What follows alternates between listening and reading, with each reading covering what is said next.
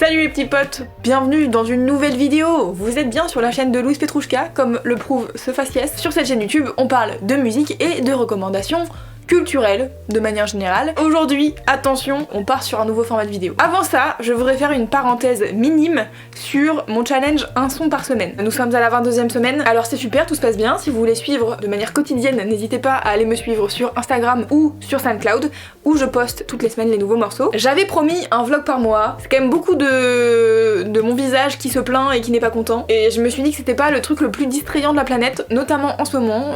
Peut-être qu'on a besoin d'un peu plus de joie et de lumière dans ce monde.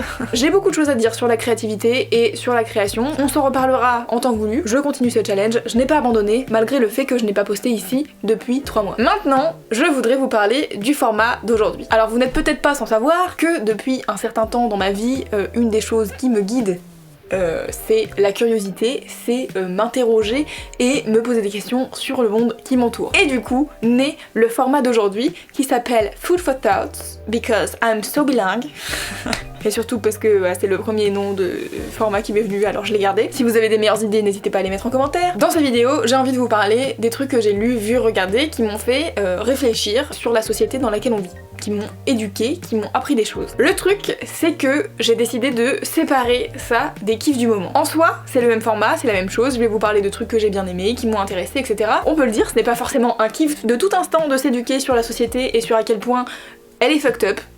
Notamment en ce moment, hein, là, on est sur des niveaux qui dépassent mes espérances. En fait, j'ai décidé de séparer un peu ces deux moods, entre guillemets, parce que moi-même, ces derniers mois, j'ai eu des phases où j'étais vraiment très triste et pas bien de voir le monde dans lequel on évolue, et je vais pleurer.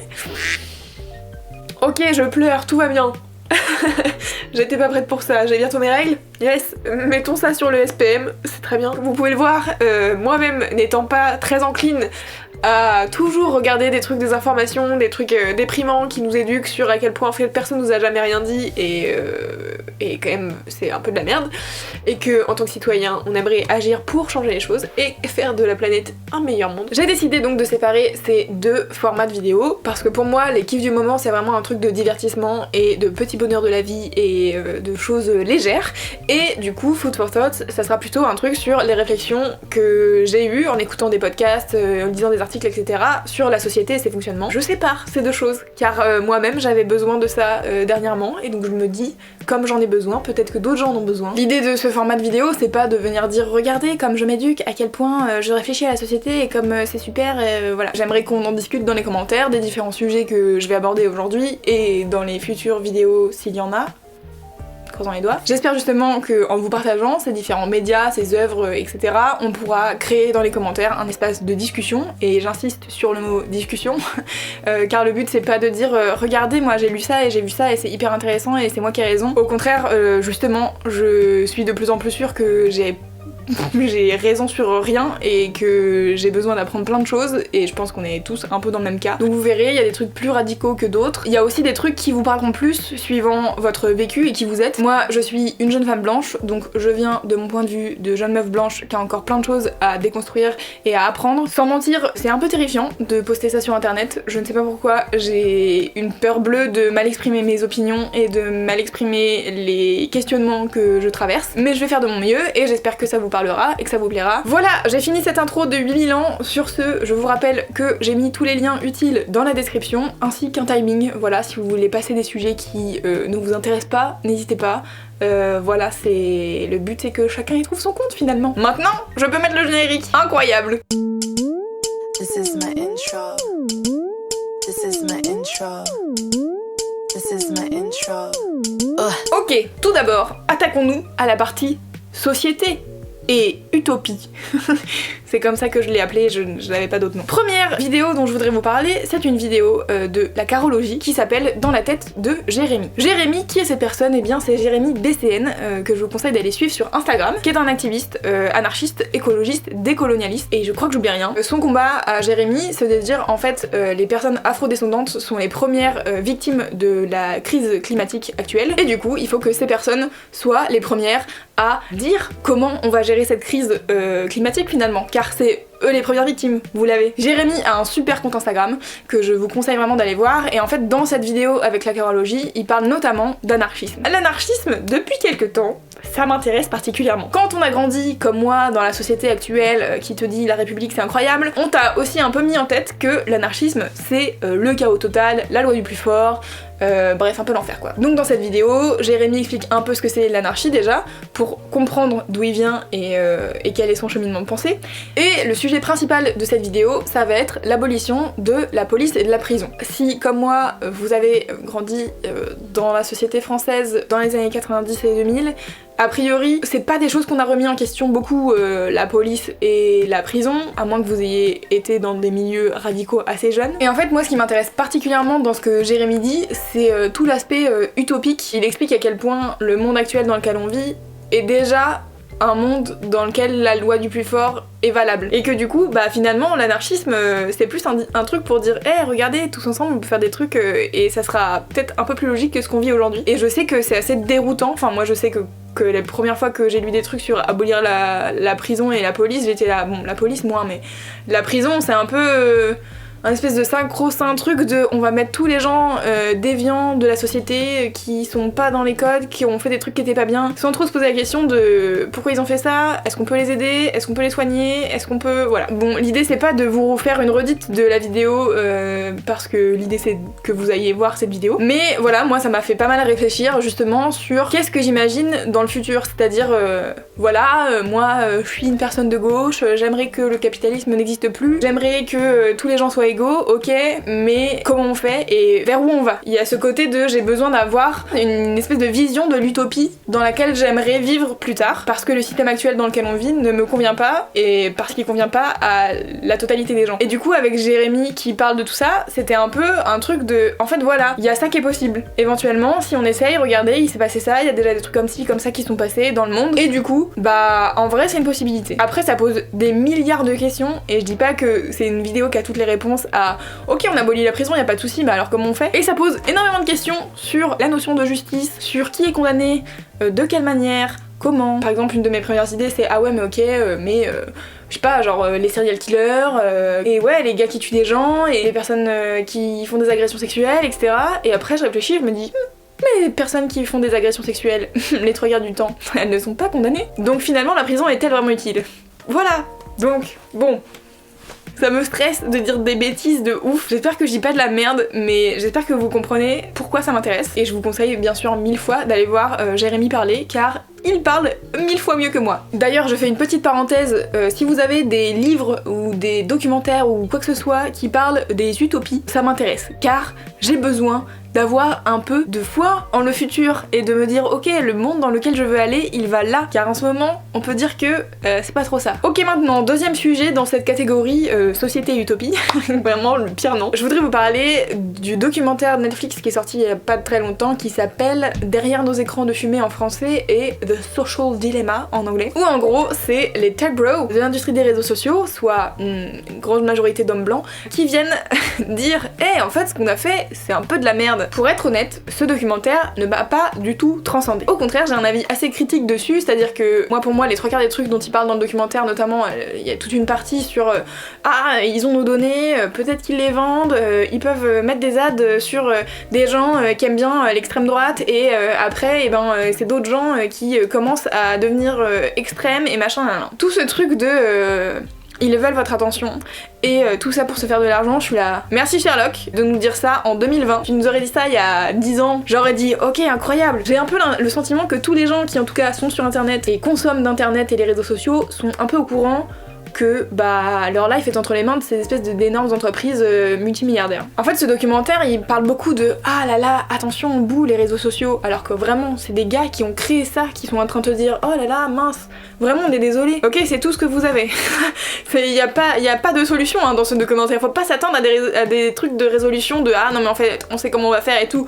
Non là ils sont en train de te dire il y a des intelligences artificielles qui sont là pour te faire rester sur Instagram et on sait même pas comment elles fonctionnent. Et ils ont tous du coup, après avoir été chez Facebook, Pinterest et compagnie, créé des nouveaux trucs pour passer moins de temps devant ces écrans et tout, et je suis là yes mais en fait du coup enfin vous parlez de problématiques mondiales et après vous faites tout reposer sur un seul individu en disant toi, va-moi sur ton téléphone, regarde-moi tes mails. Bref, j'ai trouvé ça un peu bullshit. Un autre sujet qui m'intéresse dans ce truc là, c'est aussi le côté, en fait, les réseaux sociaux, quand même, c'est un truc qui réunit les gens entre eux. En fait, par exemple, on l'a vu là ces derniers mois avec la mort de George Floyd, avec les Ouïghours, avec plein de trucs où en fait on est en train d'ouvrir les yeux. Vous nous avez donné des outils qui nous permettent de discuter entre nous à l'autre bout du globe, de réaliser des trucs qui se passent dans le monde dont on n'avait pas du tout la notion avant. Même si je dis pas que c'est sain pour la santé mentale, moi-même j'en ai fait les frais dernièrement, mais ça reste quand même un truc où du coup on s'éduque entre nous. Moi je suis des dizaines et des dizaines de comptes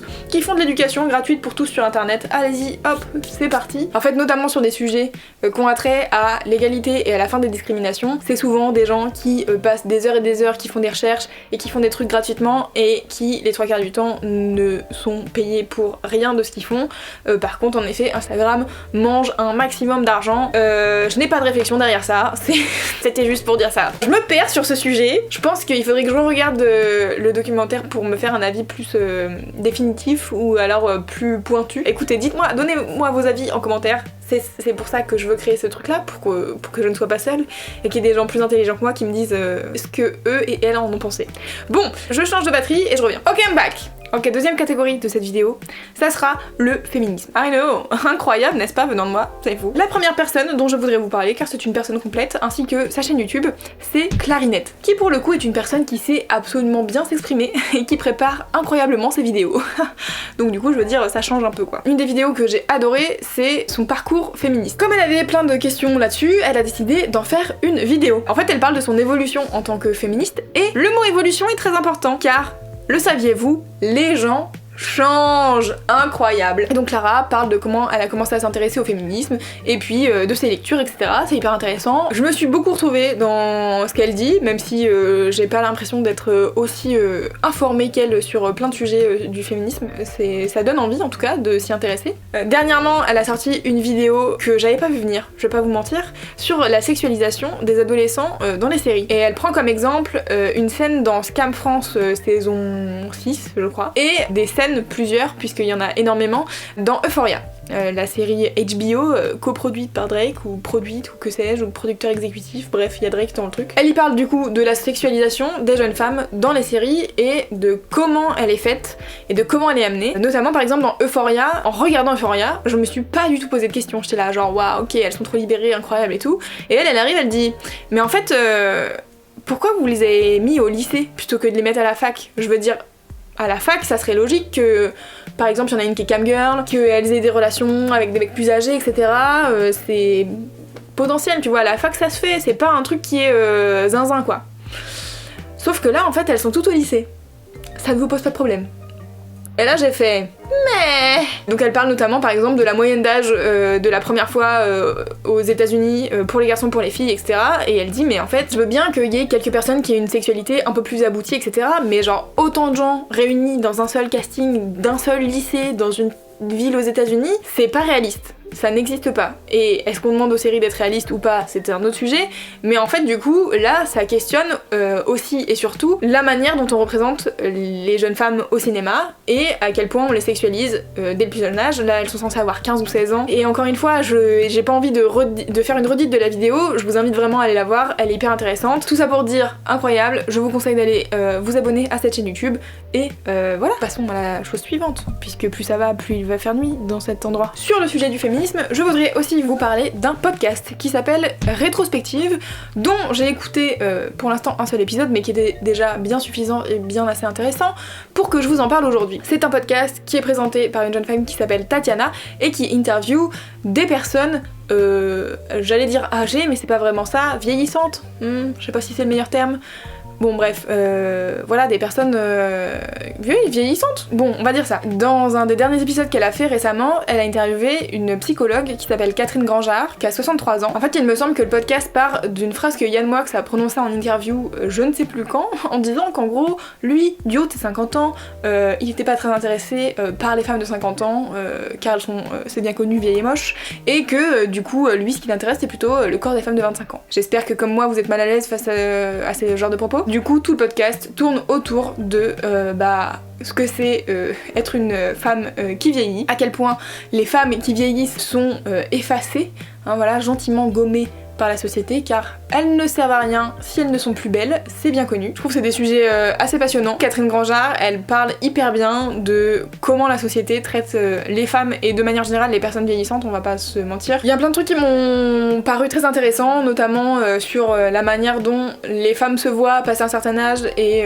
voilà, que la société elle passe son temps à nous dire qu'il faut qu'on ait pas de rides et qu'il faut qu'on soit jeune et jolie toute notre vie, alors qu'en fait vraiment le corps des hommes vieillit autant que le nôtre et personne vient les saouler. Et c'est plutôt l'inverse d'ailleurs chez les hommes, plus ils prennent en maturité, mieux c'est quoi. Alors que les femmes surtout ne faut pas vieillir, hein, faut toujours avoir 25 ans et avoir un corps de personne de 25 ans, ce qui vraiment ne veut rien dire, enfin genre comme s'il y avait un seul corps de personne de 25 ans. Bref, et je pense que je vais écouter d'autres épisodes de son podcast parce que il a l'air vraiment très intéressant et je trouve que c'est une parole qui est vraiment très peu mise en avant en vérité, la parole des femmes, je sais pas, je dis au hasard de plus de 50 ans, en vérité c'est pas un truc que moi j'entends souvent et ça m'intéresse. Prochaine catégorie, nous allons maintenant parler d'antiracisme. Je voudrais vous parler notamment d'un podcast merveilleux qui s'appelle Activiste, qui est animé par deux de mes amis qui sont Esther Meunier et Clémence Bodoc et qui ont invité une personne d'internet que j'adore vraiment énormément qui s'appelle Annabelle de la chaîne YouTube AIM. Vous allez voir que ça fait corrélation avec Jérémy BCN dont je parlais au début. Et en gros, Annabelle va dans Activiste pour parler de finalement plein de sujets qui font qu'elle est un peu activiste par nature, vu sa condition de femme noire, qu'elle a pas choisi de lutter contre le racisme ou pour l'écologie, c'est juste en fait, vraiment, si elle veut survivre, ça fait partie de sa condition. Elle parle de plein de sujets, notamment du fait que les femmes noires sont les plus touchées par la société patriarcale, puisque elles sont victimes de racisme et de sexisme. La manière dont Annabelle l'aborde, et je pense que c'est ça le plus important, c'est qu'en fait, venez, on fait parler les meufs racisées de ce qu'elles vivent et on essaie de les comprendre et de les écouter et de les entendre pour qu'on avance avec elles dans ce qui se passe dans le monde et dans nos combats et dans nos luttes pour nos droits. Je sais, c'est très... Vraiment, ça va être très solennel, hein, mais en fait, je sais pas, je trouve que Annabelle, elle a un côté où... quand elle parle d'un truc, t'as grave envie de l'écouter. Quand je vous disais que tout était lié, dans ce podcast, elle parle aussi d'un documentaire qu'elle a maintenant réalisé. À l'époque, je crois qu'ils étaient pas encore partis, mais en gros avec Jérémy BCN dont je parlais au début et Canel que vous pouvez retrouver sur Instagram sur le compte Canobis. Ils ont tous les trois co-réalisé un documentaire sur le scandale du chlordécone, notamment en Martinique et en Guadeloupe. Donc le chlordécone, elle l'explique beaucoup mieux que moi, mais en tout cas c'est un pesticide qui a été beaucoup utilisé jusqu'au début des années 90 et qui a vraiment littéralement pourri la terre de la Martinique et de la Guadeloupe et qui empoisonne quotidiennement des gens. C'est vraiment pas un sujet sur lequel je suis experte, donc je vous invite juste à vraiment aller écouter Annabelle parler de ça. Elle le fait 1000 fois mieux que moi et je pense que c'est hyper important qu'on puisse avoir des gens qui prennent la parole sur ces sujets-là.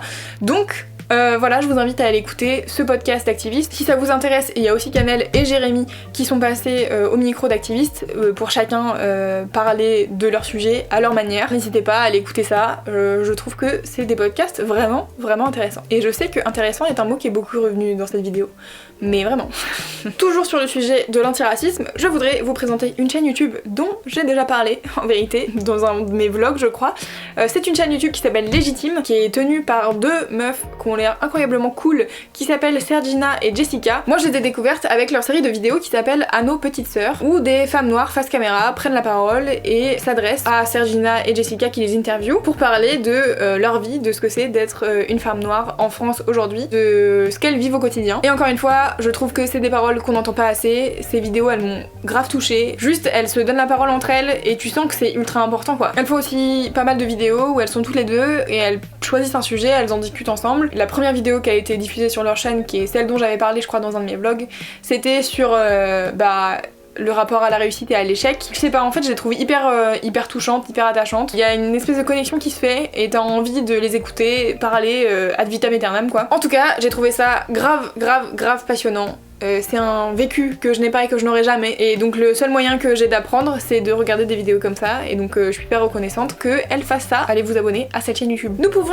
maintenant passer à la quatrième catégorie qui s'intéresse au vécu des personnes LGBT. Je voudrais vous recommander un compte Instagram qui s'appelle Paint LGBT. C'est un compte Instagram qui donne la parole aux personnes LGBT LGBTQ+, qui crée des discussions qu'on n'a pas l'habitude, je trouve, de voir dans l'espace public, j'allais dire, mais même sur les réseaux sociaux, etc. Je crois que la première vidéo que j'ai regardée de leur compte Instagram, c'est une personne non binaire qui discute avec sa mère de comment elle a pris son coming out. Et donc je sais pas, la mère elle doit avoir la quarantaine et c'était hyper intéressant. Enfin, je sais pas, c'est une discussion que moi j'ai pas l'impression qu'il y a beaucoup.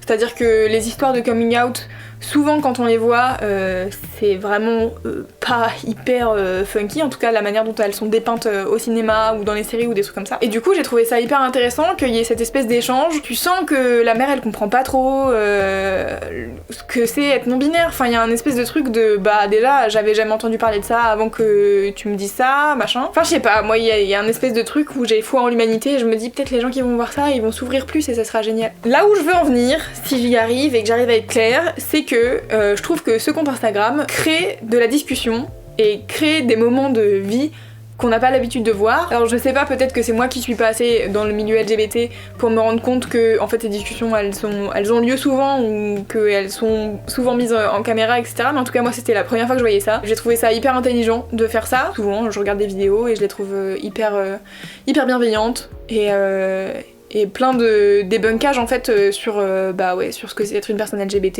et arrêter de poser des questions de merde. En vérité, c'est un peu ça. Je voudrais vous parler du documentaire Disclosure que j'ai regardé sur Netflix. Disclosure, en gros, c'est un documentaire qui parle de la représentation des personnes transgenres au cinéma et dans les séries, avec un spectre très américain et avec plein de personnes de l'industrie qui sont interviewées pendant ce documentaire. Et en gros, ça retrace un peu l'évolution de comment étaient perçues les personnes. C'était même pas trans à l'époque en fait. Par exemple, les premiers exemples qu'ils prennent, c'est des trucs des années, je sais pas, je dirais 70-80, c'est plus des travestis quoi. C'est pas une identité propre, c'est juste, en fait, au cinéma, un truc drôle va être que un homme, et que ça se voit qu'il a des features d'homme et tout, et on va le mettre dans une perruque et dans une robe, et comme ça, ça sera notre scène marrante. Ça parle de là, et de en fait comment quand t'es aujourd'hui un acteur ou une actrice trans qui est à l'époque en train de te questionner sur ton identité, comment quand tu vois ça, comment ça t'impacte, et du coup en fait là on donne la parole que à des acteurs et des actrices, mais j'imagine que ça touche toutes les personnes qui ont ces questionnements d'identité et de changement d'identité de genre. J'ai pris conscience de tout un pan de la culture américaine dont j'avais pas conscience et ça m'a vraiment rendu triste. Et en même temps il y a tout un côté où il parle aussi de l'évolution de la représentation. Pause loulou du montage ici. Comme c'est un peu compliqué ce que je raconte face caméra, car je me suis vraiment perdue dans 12 000 explications qui sont vraiment trop longues et trop inintéressantes. Où je voulais en venir, c'est qu'il y a une évolution en ce moment de l'industrie et c'est super. Les personnes trans prennent du pouvoir dans notamment les rôles de scénaristes et donc peuvent scénariser des histoires de personnes trans qui ne sont finalement pas que réduites à leur identité de genre mais qui sont aussi plein d'autres choses et donc ça c'est top. Et il y a aussi toute une partie sur en fait toutes les personnes qui ont réussi ces dernières années à faire leur coming out alors qu'avant c'était plutôt dangereux pour leur carrière et pour elles et eux. Je laisse la parole à Louise du passé. Mais bon, en tout cas, voilà, Disclosure, c'est vraiment un super documentaire, moi j'ai trouvé. Après, je sais pas, n'étant pas une personne trans, peut-être qu'il y a des trucs vraiment abusés qu'ils ont dit et dont je me suis pas rendu compte. Et notamment, il conclut tout un truc en disant, en fait, n'oublions pas que les acteurs et actrices trans à Hollywood, c'est pas eux qui sont au quotidien victimes de violences. Et du coup, qu'en fait, c'est cool que ça évolue dans la représentation au cinéma, etc. Mais que l'idée, c'est que ça suive dans la réalité des personnes trans au quotidien. Et que du coup, le cinéma sert à éduquer les gens, mais qu'en fait, il faut aussi qu'il y ait des actions qui soient prises en dehors de ça, quoi. Nous arrivons maintenant à la 5e ou 6e partie, je ne sais plus, de cette vidéo. Je voudrais vous parler d'écologie. Yes! Encore un podcast.